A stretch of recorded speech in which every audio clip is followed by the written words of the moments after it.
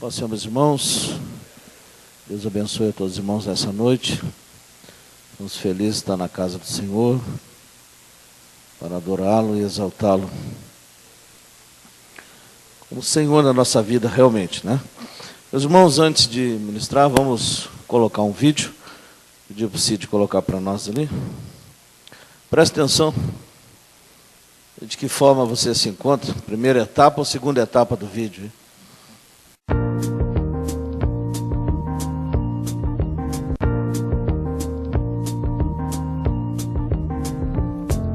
Such a feeling's coming over me. There is wonder in most everything I see. Not a cloud in the sky, got the sun in my eyes, and I won't be surprised if it's a dream. I'm on the top of the world. This is the end, beautiful friend. This is the end, my only friend. The end of our elaborate plans. Oh, cheio,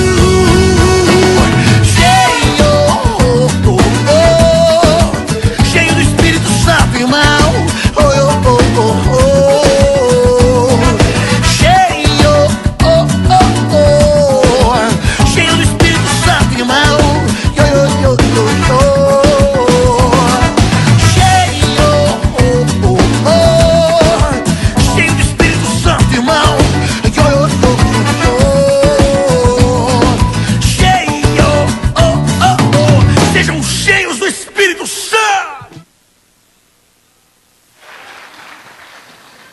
Que meus antigos pastores pensariam de mim? Fico pensando, meu Deus.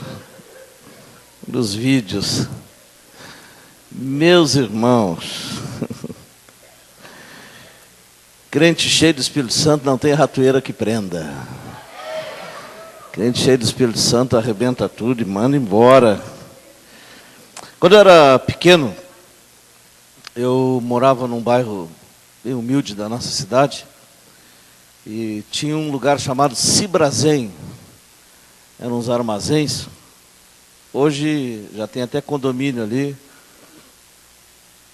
no lugar. Unistein tem lá também, tudo calçadinho. Irmãos, eu lembro que tinha uns palha de arroz, casquinha de arroz, e a gente brincava naqueles montes de casca de arroz. E os passarinhos pousavam ali naquele negócio. E um dia nós tivemos uma ideia. Disse, olha, está aí um jeito de nós caçar esse passarinho. Esse passarinho, eles vêm em busca de um alimento verdadeiro. Né? Eles vão, rondam aqui essas casquinhas. Nós vamos fazer. Nós fizemos uma armadilha, que era um círculo que se fechava entre si. Então, quando o passarinho pousava ali, tinha uma tela. A gente puxava uma cordinha e pegava aqueles passarinhos, e eles eram presos pela gente. A gente não conhecia o MDA ainda, tá, irmãos? Naquela época. Hoje a gente não faria isso. Mas é o seguinte, o diabo todos os dias ele põe armadilhas, pode botar outra imagem lá, põe armadilhas para tentar nos pegar. Todos os dias. E eu queria ler com os irmãos 2 Coríntios, capítulo 2, versículo 11. 2 aos Coríntios, capítulo 2, versículo 11. E nessas armadilhas a gente fica assim, ó, amarrado a uma cadeira. A força nós temos, mas nós não sabemos mais como. Não temos mais como sair de um lugar tão simples. 2 aos Coríntios, capítulo 2, versículo 11. Cid, põe para mim, faz favor. Para que Satanás não alcance vantagem sobre nós, pois, aí sim entra ali, não ignoramos os seus desígnios. A Bíblia Mensagem tem uma tradução muito interessante, depois se os irmãos estiverem em casa, os irmãos leem. Então, todos os dias, Satanás, ele prepara, ele monta estratégias para que eu e você deixemos de cumprir o propósito ao qual Deus estabeleceu para a vida de cada um de nós. Todos os dias armadilhas são montadas na nossa vida, e nós precisamos estar cheios do Espírito Santo, nós precisamos ter unção e graça de Deus, para que esses pensamentos, essas setas, esses dardos de Satanás, não venham nos parar. O inimigo, sim, ele possui desígnios. Não achem os amigos, não achem os irmãos, que a vida, que você surgiu do nada, que nós estamos aqui, e não tem inimigo, não tem essas coisas todas. Não, ele existe, e tem desígnios na tua vida, porque o projeto de Deus para a tua vida era muito melhor, era muito mais do que a gente pode imaginar, do que a gente pode imaginar. Deus tinha muito mais coisas, Deus tem coisas muito maiores para mim e para você. E eu estava pensando sobre as embarcações, queridos, e eu falei já em algumas mensagens aqui. As embarcações, com o passar do tempo, cracas vão grudando no casco das embarcações, e cada vez elas aumentam mais, e vão aumentando com o tempo, vão aumentando. E muitas vezes nós vemos as embarcações passar e não notamos que elas estão com cracas ali, com recifes grudados no seu casco.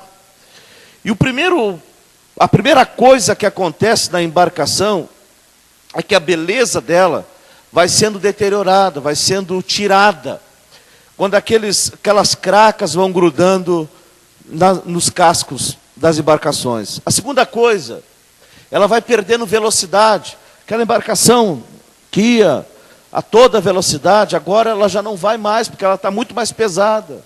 A aerodinâmica do casco ela mudou. E por fim, vem o afundamento daquela embarcação. Para que estas cracas sejam tratadas, ela tem que vir para o estaleiro, ou seja, tem que ser colocado à luz, tem que trazer à tona aquele problema, e o estaleiro, você sabe que o barco sai seco, e nós podemos então ver o que tem lá. A grande questão da vida é que muitas vezes nós estamos com o casco da nossa história embaixo d'água. Na realidade nós estamos vendo. E a igreja, quando nós conhecemos a Cristo e aceitamos realmente a Cristo, não vir na igreja ou ser crente aqui e lá em casa ser outra coisa, né? O que estão dizendo de nós lá em casa? O que dizem de nós lá em casa é mais ou menos o que é. A gente é crente aqui na igreja, né? Que nem um menino aqui, ele, pai, pastor, deixa meu pai morar lá na igreja, porque lá na igreja ele é crente. Às vezes nós somos crentes só na igreja, ou temos Jesus em doutrina, sabemos tudo da Bíblia, sabemos tudo, se todo mundo pergunta, nós sabemos tudo, mas a nossa prática de vida não tem nada a ver com aquilo que a gente sabe. Então nós estamos cheios de craque, e nós precisamos vir ao estaleiro. Quando nós viemos para a igreja, quando nós viemos para a casa do Senhor, a luz é colocada naquilo que nós precisamos resolver. E aí depende de mim, de você, se eu quero ou não resolver, eu continuar do jeito que estou. Não tem problema nenhum, você pode continuar vindo na igreja, do jeito que você quiser. Na realidade, a igreja não proíbe nada. Na realidade, a igreja não tem nenhum problema. Você pode, pastor, posso vir para a igreja e fazer tudo que eu continuo fazendo? Claro que pode, sem problema nenhum. Você não pode, só não pode ir para o céu. Só não tem céu para você. Daqui a pouco, é só isso, pode continuar sem problema nenhum. Por mais que a gente ache que está dando tudo certo, né? Então, é que nem aquele ratinho, está dando tudo certo, está tudo certinho. Afinal de contas, ninguém vai convencer aquele rato que o queijo não era alimento dele. Quem é que fala rateza aí? Duvido você convencer aquele rato que aquilo não era o alimento que ele precisava. Era queijo. E ele queria aquele queijo. E a gente cria essas verdades paralelas, essas fantasias que nós vamos falar no meio. Mudou tudo aqui, Cid, o som. Mudou tudinho aqui. E a gente cria essas coisas, e essas coisas às vezes nos levam para o fundo do mar. E nós vamos achando que está tudo bem, mas não está. Lá pelas tantas, a ratoeira nos pega. Até a ratoeira nos pegar, nós era o ratão. Nós era o gatão, não é? Estava tudo certo, mas numa dessa a ratoeira nos pega. E só o Espírito Santo, a unção de Deus para nos tirar de lá. Então, para que isso aconteça, nós precisamos nos entregar. E Paulo, ele observa com muita clareza que nós não devemos estar ignorantes a esses fatos. Ele diz, olha, eu não estou ignorante, eu estou ligado que Satanás, ele não pisca, ele não para. E todos os dias ele quer derrubar eu e você. Todos os dias tem armadilha para mim e para você. E a tradução mensagem, a pastora Miriam estava me mostrando ali, de pensamentos inconscientes que surgem na nossa mente. para nos derrubar. E eu quero falar de alguns deles que destacamos nessa noite. O diabo lança alguns sentimentos, algumas setas. E o primeiro deles, queridos, são os desapontamentos que eu quero falar para você. E quando nós cedemos a esses pensamentos, nós ficamos assim, ó, que nem aquele cavalo. Um dos animais mais fortes que eu conheço. Um dos bichos mais fortes que eu acho que existe nos tempos de hoje. Mas aquele ali está amarrado à cadeira. Esses sentimentos, esses pensamentos, acabam bloqueando, tirando o nosso potencial de alcance, nosso potencial de vitória, nosso potencial de bênção. Não adianta ser o que somos na teoria, e quando deitarmos a cabeça no travesseiro, na realidade nós não somos o que dizemos ser. Não adianta sermos o que os outros acham que nós somos. Nós temos que ser o que Deus está dizendo que nós somos. Ele é o nosso Criador, o nosso formador, Ele que é o nosso fabricante. Ele sabe todas as coisas, Ele nos conhece. E nós sabemos disso, nós sabemos como estamos. E às vezes nós somos derrotados pelo desapontamento. Às vezes dentro da igreja nós não recebemos a bênção que nós gostaríamos. Nós dizemos, olha, eu orei, eu jejuei, eu pedi, e não fui respondido. Olha, eu pedi tal coisa e não alcancei tal bênção. Mas na realidade era aquilo que nós achávamos que precisávamos. Mas não era o que Deus queria te entregar naquele momento. Às vezes, como uma criança mimada num supermercado, nós gritamos desesperados porque queremos algo. Mas com os pais que são maduros, conscientes e realmente amam os filhos, eles sabem não o que os filhos querem, mas o que os filhos precisam receber. Isso sim é a essência da paternidade. Não é dar o que o filho quer, mas é dar o que ele precisa. Porque quando damos o que quer, nós tiramos os limites. Tirar limite acaba com a vida de qualquer um. É difícil de segurar. Vou contar para vocês uma coisa. Conta um fazendeiro que nunca tinha saído do campo. Um dia, com 38 anos, ele disse, eu vou conhecer a cidade. Pegou seu cavalo, pegou seu laço e saiu para conhecer a cidade. Cavalgou durante um dia inteiro. Daqui a pouco ele se depara no meio dos campos lá, dois ferros atravessando o campo assim e sumindo no infinito. Ele não tinha a mínima ideia que era aquilo, eram os trilhos. De repente, vem o trem. Ele se desespera, ele nunca tinha visto aquilo, nunca tinha saído da cidade. Era uma Maria Fumaça. Ele pega o laço, corre a cavalo do lado do trem, laça. Quando a corda estica, aquele homem se arrebenta todo no chão. Fica todo lanhado, todo quebrado, perde o laço, volta, se recupera e vai para a cidade. Chega na cidade, aquela cidade meio do faroeste, tinha uma loja com uma vitrine grande. O que tem lá dentro? Ferrorama. Era um trenzinho pequenininho, de ferro. Ferrorama, entenderam? Ferrorama. Era um trenzinho de ferro. Rapaz, aquele homem quebra a vitrine. Entra naquela loja e começa a pisar em cima daquele trenzinho. Ele quebra todo aquele trem. Nisso surge o dono da loja desesperado. Meu amigo, o que é isso? O que o senhor está fazendo? Ele disse, olha, se não quebrar agora enquanto é pequeno, depois que crescer ninguém mais segura. Olha o jeito que eu estou. Assim é teu filho. Se você não educar enquanto é pequeno, não segura mais. Não adianta rir no culto depois. Ó. Aí a gente chora. E depois é gabinete. Controla enquanto agora nos chips, quando ele pedir os chips, ele não vai ganhar chips nenhum. Você vai chegar em casa e vai almoçar. Está entendendo? Depois a gente não ri, a gente chora. Então é assim, meus irmãos. E o desapontamento vai chegando. Por quê? Porque a gente não recebe muitas vezes o que quer. Porque na realidade a gente não sabe o que quer. Tudo que sei é o que nada sei, é o que a gente devia ter como verdade, eu não sei nada. Quantos fios de cabelo tu tem, Serafim? Demir? Ronaldo? Renato? Não sabe. Quanto tempo vai durar esses cabelos que tem ainda? Não sabe. A gente não sabe nada. Mas a gente acha que sabe alguma coisa, que era cheio de razão, cheio de teoria, cheio de constatações da vida. E a frase que mais norteia o homem muitas vezes é: enquanto eu tiver saúde, grande coisa, meu irmão. Outro dia eu acordei com uma gripe que eu não podia me mexer, 40 graus de febre. Não podia me mexer. Eu disse, meu Deus, eu com 116 quilos, sem poder se mexer. Eu disse, poxa, que loucura. Eu disse, olha só, caído, sem me levantar, sem poder pegar um copo que estava do meu lado, assim. Eu disse, que eu acho que sou diante de Deus? Ainda acho que sou alguma coisa. Às vezes o cara diz, quando eu me formar, você vai ser nada. Se Deus não tiver misericórdia da tua vida, se Deus não tiver misericórdia da vida, não é nada. Mas às vezes, por não receber o que achamos que queremos ou sabemos, ficamos desapontados. E ficamos amarrados como se fosse numa cadeira daquela ali, o resto da vida, a vida toda. Porque não aconteceu o que devia acontecer.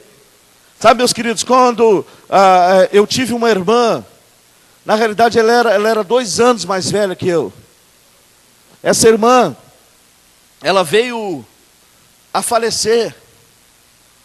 Mas eu lembro que a gente orou muito, fez campanha de oração na igreja. E ela estava doente e morreu. Desceu meu irmão.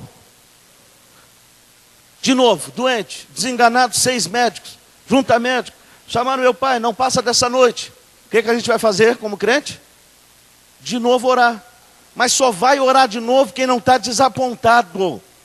Porque se meu pai tivesse desapontado, tiraria a viabilidade do milagre que aconteceu na vida do meu irmão. Nós oramos e agora aprove Deus, o Pai, que sabe de todas as coisas, porque nós não sabemos nada, curar o meu irmão. O médico procura meu pai no outro dia e disse, olha, não sabemos o que aconteceu, mas ele está curado. Ele está curado. Por quê? Hoje, trabalha no Rio de Janeiro, também é pastor auxiliar numa igreja lá, porque um dia alguém não ficou desapontado, e não se amarrou no desapontamento da vida, como um cavalo que se amarra numa cadeirinha e fica parado o resto da história da sua existência. Os nossos desapontamentos para Deus é apontamentos. Deus está apontando e quer te dar vitória. Porque a Bíblia nos diz em Romanos 8 que todas as coisas contribuem para o bem daquele que ama a Deus. Aquele que ama a Deus, ratoeira não prende, mas sabe que todas as coisas contribuem. Se você passa por algo, entregue nas mãos do Senhor Jesus Cristo. Todas as coisas contribuem para o bem daqueles que amam a Deus. Não é umas, nem 2, nem 3, são todas. Eu queria que você, se sentir à vontade, só se sentir à vontade, diga aí para o seu irmão, são todas. Não são só algumas, são todas. Todas. E traduzindo do hebraico para o grego, estava eu estudando em minha casa, no original do aramaico, eu entendi na língua tupiniquim, que todas quer dizer todas. Fiz todas as traduções e descobri que todas significa todas. Então, quem fala todas as línguas, sabe que todas são todas. Então não tem o que discutir. A Bíblia nos diz todas as coisas contribuem para o bem daquele que ama a Deus. Estava uma irmã que eu admiro muito, uma das pessoas, foi minha professora na escola dominical. E quando eu era bem criancinha ainda, a irmã Ema, um dia ela estava internada já de idade avançada. Eu fui visitar essa irmã, ela estava no corredor do hospital. Eu cheguei e fiquei muito, assim, comovido, com aquela situação dela estar no corredor ali, uma senhora já de idade. E quis expressar a minha tristeza ali para ela, achando que eu ia fazer alguma coisa correta. Eu falei, irmã, a senhora aqui, nesse corredor. Ela, meu filho, que oportunidade Deus me deu. Não passa uma noite sequer que eu não saia e evangelizo todos que estão aqui no corredor. Várias pessoas já aceitaram Jesus, porque todas as coisas contribuem para o bem daquele que ama a Deus. Eu estou aqui, mas é porque Ele quer Talvez eu esteja pedindo chips, que eu falei para os irmãos no início, Ele não quer me dar, porque Ele sabe o que eu preciso, não o que eu quero. E Ele está usando aquilo que Ele sabe que eu preciso, para que o nome dEle seja glorificado. Porque dEle, por Ele, para Ele são todas as coisas. Louvado seja o nome do Senhor Jesus. Querido, é fácil não estar desapontado quando estamos em vitória. Quando estamos empregados. Eu quero ver ser vencedor desempregado, lutando na batalha. Aí que nós temos que ser vencedor. Os desapontamentos, eles vêm quando as lutas surgem. É aí que nós temos que dizer: louvado seja o nome do Senhor Jesus Cristo. Quando o dinheiro está sobrando, é fácil de ser vencedor.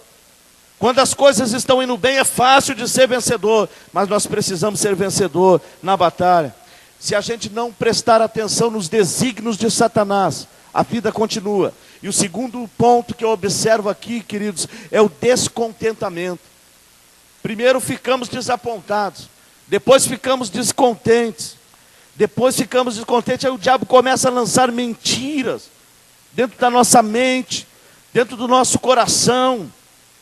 E começamos a dizer: olha, se eu tivesse outra esposa seria melhor. Se eu tivesse outro esposo, eu estaria contente. Se eu tivesse outro filho, eu estaria contente. Se eu tivesse outro pai, eu estaria contente. Começamos a ficar descontentes. Pensamos em mudar de casa, de bairro, de cidade, de país, de estado antes, de país. Pensamos em mudar para Marte, porque nada nos contenta. E agora estamos descontentes. E nesse estágio realmente as coisas ficam ruins. Casa, trabalho, escola. Olha, na realidade, se eu estivesse congregando em outra igreja, o meu ministério seria melhor. Eu já estaria desenvolvendo o meu ministério. Na realidade, estou aqui desse jeito que estou. Olha, se eu tivesse, olha, só estou liderando um GC. Tudo que eu faço naquela igreja é liderar um GC. O cara está contente, não está feliz. E o descontentamento é o segundo nível do desapontamento. E assim a gente vai, e o diabo começa a colocar mentiras e fantasias dentro de nós. É melhor ir embora. É melhor sair do emprego que você está e procurar o melhor. Isso aí nunca vai te dar nada. É melhor trocar de igreja. É melhor trocar de pastor. É melhor trocar de discipulador. Olha, Judas teve o melhor pastor. Judas teve o melhor discipulador. Judas teve o melhor mestre. Judas teve o melhor Senhor. Judas andava com Jesus. E Judas fez o quê? Não é o discipulador, não é o pastor, não é a cidade. Nós precisamos estar contentes com aquilo que Deus tem colocado na minha e na sua mão. Aleluia. Quem é fiel no pouco, Deus coloca sobre o muito. Quem é fiel no pouco se habilita a receber o muito. Quem é infiel no pouco bloqueia e fecha a porta para a recepção do que vem a mais. Aleluia. Deus, queridos, Ele quer que eu e você estejamos contentes com aquilo que Ele faz. Pode estar tudo quebrando à nossa esquerda, à nossa direita. 1000 cairão ao nosso lado, 10.000 à nossa direita. Mas nós estamos contentes. Eu lembro de uma cena que marcou a minha vida. Eu nasci no interior da Vila da Quinta. A Quinta já é interior, agora imagina o interior da vila. Eu morava na lomba da Quinta. Pensa numa metrópole. Lá eu nasci em casa, na época parteira ainda, minha avó, todo mundo era parteiro naquela época lá. Minha tia, agora estou lembrando de umas quantas. Mas eu nasci em casa.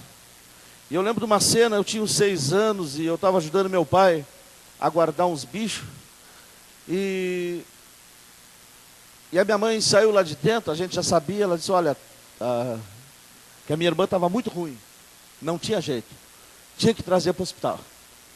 Aí estava chovendo. E eu me lembro que a gente não teve condições de trazer. Eu não sei se o nosso veículo automotor estava com o ar-condicionado estragado, a nossa carroça. Devia ser o ar que estava estragado, a gente não pôde ir. E ela veio a pé. Só que a gente morava 3 quilômetros da pista. Então ela andou, eu me lembro que ela botou o pelego por cima da guriazinha. E a minha irmã que esteve aqui outro dia, saiu com ela, elas andaram 3 quilômetros até a pista para esperar o ônibus que vinha de Pelotas, não tinha Quinta na época, para trazer, descer na rodoviária e caminhar até a Santa Casa. Queridos, que coisa tremenda, né? Eu não sei quanto tempo ela levou a pé, chovendo, com aquela menina nos braços, doente, para chegar aqui. E eu falei no primeiro culto, como está difícil de ir na igreja hoje, né? Às vezes eu entendo os irmãos que não vêm no culto, é brabo sair de casa, entrar no carro, ligar o ar, né? Terrível, né? O espaço que tem da sua porta até o seu carro deve ser horrível. Né? A gente não vem, às vezes, na igreja, a gente não vai nos lugares, a gente acha que não pode, né? Senta em casa, parece que está tudo perdido, pegar o ônibus então, e olha, eu não me lembro de quanto tempo era aquele ônibus para chegar ali. E às vezes é tão complicado. Eu lembro que a gente não perdia um culto. A gente morava na Lomba, era no interior. Então, para vir para o culto era na capital, na Quinta. A gente levava 1h30 de carroça para chegar no culto. Pergunta quantos cultos eu me lembro de ter perdido na vida. Nenhum. Mas nenhum culto. Já viu falar em lona preta? Era o que a gente botava por cima na carroça. Nunca perdi um culto. Meu pai não admitia a gente perder um culto. Diz, que isso? Se Cristo morreu por mim, se nós choramos quando cantamos vindo ali, quem que é só ir numa igreja? Oferecer um pouco do meu tempo para adorar a Deus, meu Deus do céu. Não lembro de ter perdido culto. E a minha mãe chegou na Santa Casa, aquela oportunidade, e disseram para ela, vai ter que internar. Era a melhor coisa que podia acontecer, era internar. Porque imagina voltar tudo de novo, naquele tempo. Internou. E aí, como vai avisar? O WhatsApp daquela época que nós tínhamos era Rádio Rio Grandina. O pastor Ronaldo me ajudou, 740. Então tinha um programa Alô, Alô, Zona Sul. A gente botava lá, atenção Vila da Quinta, atenção Lomba. Senhor Luiz Edi Figueira Alves, Eva Regina Vieira Alves avisa que a sua filha ficou internada.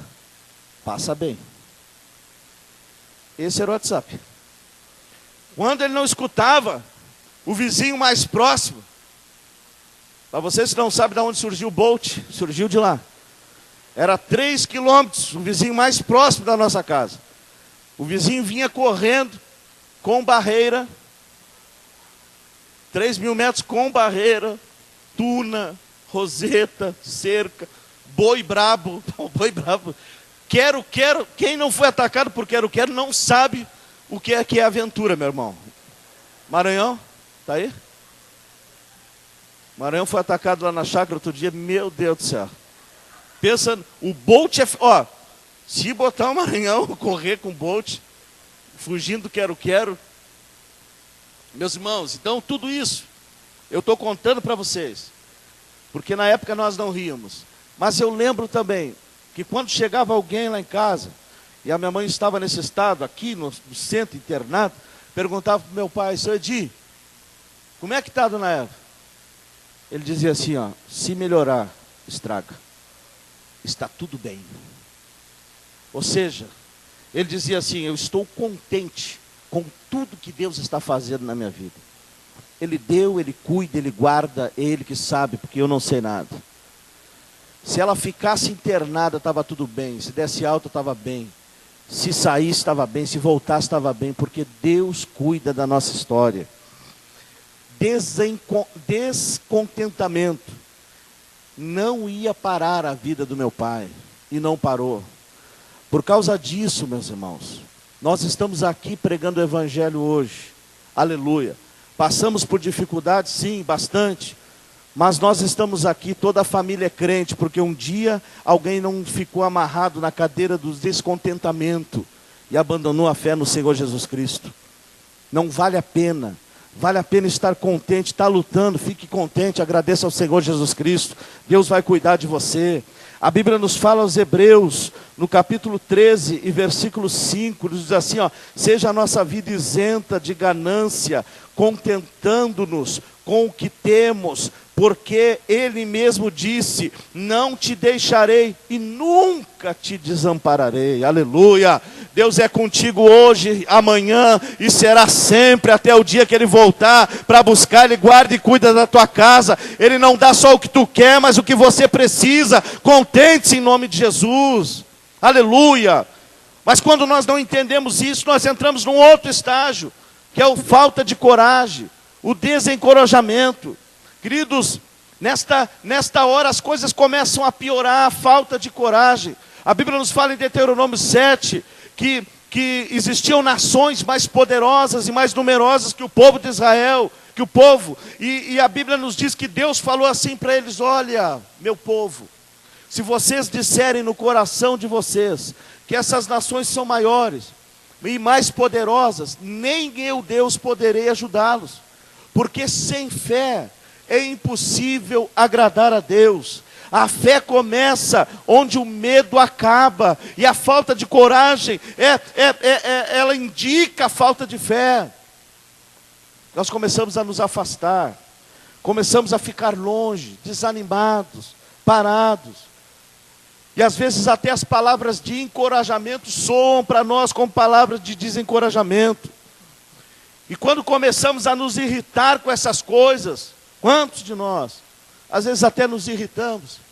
Alguém diz para nós assim em algum momento: olha, Deus vai mudar a tua história, Deus é contigo. Aquilo soa para nós como algo ruim, porque nós já estamos desencorajados da história da nossa vida, e nós não queremos ouvir mais nada. E esta irritação é um sinal claro que o dardo de Satanás afetou o seu coração. Você precisa ser liberto disso para desfrutar das bênçãos que Deus tem para a tua história. Hoje é dia de receber bênção e coragem em nome do Senhor Jesus Cristo. Sabe, querido, quantos estão amarrados numa cadeira que nem essa? Quantos dizem para si mesmo: não tem coragem de ir na igreja, porque primeiro eu preciso resolver tal coisa. Amarrados em lutas pequenas lá na casa de vocês, amarrado numa falta de perdão, amarrado numa luta que vence você todos os dias. Olha, tenha coragem em nome de Jesus e deixe isso no altar hoje. E saia daqui valente e vitorioso para a glória do nome daquele que vive e reina para todo sempre. Mas quando nós ignoramos essas coisas, Paulo diz: olha, eu não ignoro, eu estou atento, eu estou ligado que Satanás tem desígnios para derrubar e acabar com minha vida. Eu estou ligado. Mas quando nós ignoramos isso, o outro ponto, o outro sentimento que surge nas nossas vidas são as dúvidas. Aí as coisas começam a ficar difícil. Quantos de nós dentro da igreja dizemos para nós mesmos: olha, eu fui criado dentro da igreja, eu já ouvi tantas palavras, tantas coisas, será que eu fui uma mentira toda a vida? Será que tudo que eu fiz não foi verdade? Tudo que eu vi não foi verdade? Satanás veio para colocar dúvidas dentro do nosso coração. Satanás veio para colocar dúvidas dentro do seu coração. Às vezes nós pensamos: será que essa mensagem que o pastor Daniel está pregando não ensaiou para tentar me convencer? Quem dera eu pudesse ensaiar uma mensagem e te convencer. Quem dera eu pudesse fazer isso, sem você precisar abrir o seu coração duro e receber a palavra através do Espírito Santo de Deus. Quem dera. As coisas seriam mais fáceis. A igreja estaria com 200 e poucos mil habitantes da cidade, estariam aqui dentro, porque eu já teria feito isso. Mas eu preciso que o Espírito Santo convença você, tire as dúvidas que estão no seu coração. Quantas vezes talvez você já disse: será que tudo isso não é uma farsa? Eu digo: não, Cristo mudou a minha vida, Cristo mudou a minha história, e quer fazer isso com você também, quer fazer isso na tua vida. Sabe, querido, as pessoas às vezes se tornam paranoicas, não confiam mais em ninguém, colocam em dúvida, colocam tudo em dúvida. Cada palavra pregada na igreja é dúvida. Não, não é bem assim. Cada evento que faz, não, só se reúne para ganhar dinheiro. Se fosse assim, meu irmão, por que você não faz uma igreja também? Faça, enriqueça, se é isso. Mas primeiro vá lá morar na Quinta, ande 3 quilômetros a pé, coma calabresa durante 3 anos, e depois faça.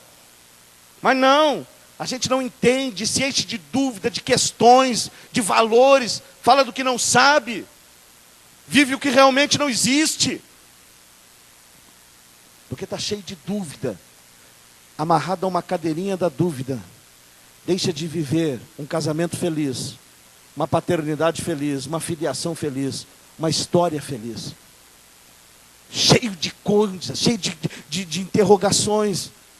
está vivendo só o resto, vivendo de palha vazia de arroz, preso pelas ratoeiras da história da vida, e acha que muitas vezes é o cara, ou é a pessoa, está preso tão somente.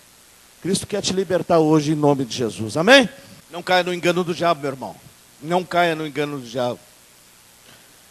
O diabo quer tornar você numa contradição, mas nós precisamos viver e vencer a contradição.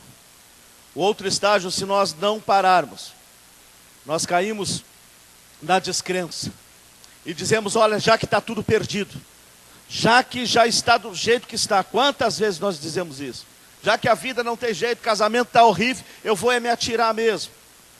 Eu vou comer do fruto que não podia comer mesmo, eu vou fazer tudo que não podia fazer. Cai no engano do diabo. E começa a repetir tanta as mentiras de Satanás, que para ele às vezes isso se torna até verdade. Começa a andar na contramão daquilo que Deus preparou para ele. Começa a viver as tristezas que o diabo preparou para ele. Deixa de ter comunhão. Ninguém mais presta. Perde a fé de lutar, perde a fé de viver, perde a fé de andar em comunhão. Convido ele, queridos, vamos lá, vai ter um evento, vai estar bom. Não, eu não acredito mais. Não quer mais nada. Às vezes se transforma numa depressão, porque não crê em mais nada, não acredita em mais nada. Esse é o próximo passo. Se você não entender que o Espírito Santo precisa transformar a tua vida, e hoje Deus quer acabar com isso, quer acabar com essa derrota, que às vezes vem acontecendo todos os dias, desapontamento, descontentamento, falta de fé, descrença. Olha, Deus quer mudar a tua história hoje. Isso não é um chavão, não é uma coisa que a gente diz porque ouviu alguém dizer, mas a gente diz, porque um dia Cristo fez isso na minha vida. Sabe, nós estamos presos em cadeias invisíveis. Olha ali para aquele cavalo, amarrado, parado, no sol, e achamos que não conseguimos sair. Se ele mexer a cabeça, ele já mexe com aquela cadeira ali. Talvez você está amarrado num desses sentimentos, mas Cristo lhe trouxe aqui hoje para sentir de novo a alegria da salvação. Ele precisa que você volte à simplicidade da salvação. Desça dos degraus da sua razão. Deixe a sua razão na cruz. Abra os olhos para os sentimentos que o inimigo tem plantado dentro de você. Porque depois da descrença vem a desobediência. Sabe, queridos, nós já perdemos tudo. Já se perdeu tudo, agora é melhor não obedecer nada, é melhor não fazer nada do que eu devia fazer. E a desobediência nos leva para o fundo do poço, porque nada que é feito para Deus pode ser feito em desobediência. Tudo que é feito para Deus tem que ser feito em submissão. Eu quero dizer para você que Cristo ele está buscando você nessa noite. O Espírito Santo me falava ontem à tarde que tem pessoas que o Espírito Santo está buscando e precisa que você abra o seu coração. Não adianta você se jogar no mar como Jonas se jogou, um peixe vai trazer você de novo. Não adianta a gente correr para longe, o Espírito Santo quer abraçar você. Em nome de Jesus, se você ouve ainda a voz do Espírito Santo, obedeça a voz do Espírito Santo. Obedeça a voz do Espírito Santo. A Bíblia nos fala de dois homens, e eu quero terminar por aqui, que era chamado Saul e o outro chamado Saulo. Saulo era a maneira grega de se falar Saul. Os dois tinham semelhanças, Saul e Saulo. Eles eram da mesma tribo, eles tinham o mesmo nome.